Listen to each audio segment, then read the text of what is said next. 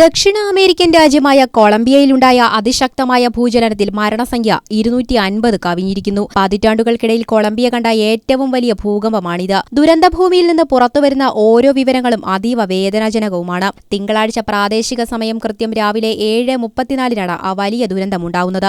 Richter സ്കെയിലിൽ 7.4 തീവ്രത രേഖപ്പെടുത്തിയ ഭൂചലനമാണ് കൊളംബിയയെ പിടിച്ചുകുലുക്കിയത്. ജിയോളജിക്കൽ സർവേ റിപ്പോർട്ട് പ്രകാരം ഏകദേശം 79 കിലോമീറ്ററിലധികം ആഴത്തിലാണ് ഈ ഭൂകമ്പത്തിന്റെ പ്രഭവ കേന്ദ്രം. സാൻ ജോസ് ഡെൽ പാൽമറിനടുത്താണ് പ്രഭവ കേന്ദ്രം സ്ഥിതി ചെയ്യുന്നത്. ഭൂചലനത്തിന്റെ ആഘാതം എത്രത്തോളം വലുതാണെന്ന് വ്യക്തമാക്കിക്കൊണ്ട് തൊട്ടടുത്ത നിമിഷങ്ങളിൽ തന്നെ 4.8 തീവ്രത രേഖപ്പെടുത്തിയ മറ്റൊരു ചെറിയ ഭൂചലനവും ഈ മേഖലയിൽ അനുഭവപ്പെടുകയുണ്ടായി. കൊളംബിയയുടെ സാമ്പത്തിക സ്രോതസ്സായ ലോകപ്രശസ്തമായ കാപ്പിത്തോട്ടങ്ങൾ സ്ഥിതി ചെയ്യുന്ന റിസാൾഡ മേഖലയിലാണ് ഭൂചലനം ഏറ്റവും വലിയ നാശം വിതച്ചിരിക്കുന്നത്. തലസ്ഥാനമായ ബൊഗോട്ട മുതൽ അയൽരാജ്യമായ ഇക്വഡോർ വരെ ഭൂചലനത്തിന്റെ പ്രകമ്പനം അനുഭവപ്പെട്ടു. ഈ ദാരുണ സംഭവത്തിൽ മരണസംഖ്യ ഇതിനകം 250 കടന്നിരിക്കുന്നു.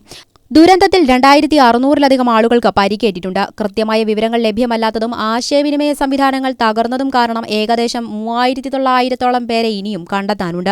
രാജ്യത്തുടനീളം 1600-ഓളം കെട്ടിടങ്ങൾക്ക് സാരമായ കേടുപാടുകൾ സംഭവിച്ചു. 5000-ഓളം വീടുകൾ പൂർണ്ണമായോ ഭാഗികമായോ നിലംപൊത്തിക്കഴിഞ്ഞു. നിലവിൽ ദുരന്തബാധിത പ്രദേശങ്ങളിൽ സർക്കാരിന്റെ നേതൃത്വത്തിൽ യുദ്ധകാലാടിസ്ഥാനത്തിലുള്ള രക്ഷാപ്രവർത്തനങ്ങളാണ് പുരോഗമിക്കുന്നത്. തകർന്നടിഞ്ഞ കോൺക്രീറ്റ് പാളികൾക്കിടയിലും കെട്ടിടാവശിഷ്ടങ്ങൾക്കിടയിലും ആരെങ്കിലും ജീവനോടെ ബാക്കിയുണ്ടോ എന്നറിയുവാനുള്ള അത്യാധുനിക ഉപകരണങ്ങളും ഡോഗ് സ്ക്വാഡുകളും രക്ഷാപ്രവർത്തകരും രംഗത്തിറങ്ങിയിട്ടുണ്ട്. എന്നാൽ കനത്ത ചൂടും തകർന്നടിഞ്ഞ റോഡുകളും പാലങ്ങളും കാരണം ദുരന്തമുഖത്തേക്ക് ആവശ്യമായ സഹായങ്ങൾ എത്തിക്കുന്നത് രക്ഷാപ്രവർത്തകർക്ക് വലിയ വെല്ലുവിളിയാണ് ഉയർത്തുന്നത്. വൈദ്യുതി, കുടിവെള്ള വിതരണം, ആശയവിനിമയ സംവിധാനങ്ങൾ എന്നിവ പൂർണ്ണമായി സ്തംഭിച്ച അവസ്ഥയിലാണ്. വിമാനത്താവളങ്ങൾ ഉൾപ്പെടെയുള്ള പ്രധാന ഗതാഗത കേന്ദ്രങ്ങളും ഭാഗികമായി അടച്ചിട്ടിരിക്കുകയാണ്. ഈ ദുരന്തം കൊളംബിയയിലെ പുതിയ ഭരണകൂടത്തിന് മുന്നിലുള്ള അതികഠിനമായ ഒരു പരീക്ഷണമാണ്. രാജ്യത്ത് പുതിയ പ്രസിഡന്റ് അധികാരമേറ്റ് ദിവസങ്ങൾക്കകമാണ് ഈ വലിയ പ്രകൃതി ദുരന്തം രാജ്യത്തെ തേടിയെത്തിയത്.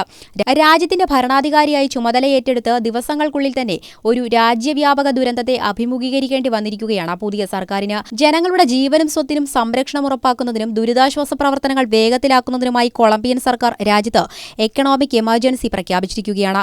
സാമ്പത്തികമായി രാജ്യം വലിയ പ്രതിസന്ധിയിലൂടെ കടന്നുപോകുമ്പോഴും ദുരിതബാധിതർക്ക് അടിയന്തര സഹായങ്ങളും പുനരധിവാസ പാക്കേജുകളും എത്തിക്കുമെന്ന് സർക്കാർ വ്യക്തമാക്കിയിട്ടുണ്ട്. അന്താരാഷ്ട്ര സമൂഹവും അയൽ രാജ്യങ്ങളും കൊളംബിയയ്ക്ക് ആവശ്യമായ സഹായങ്ങളുമായി മുന്നോട്ട് വന്നിട്ടുണ്ട്.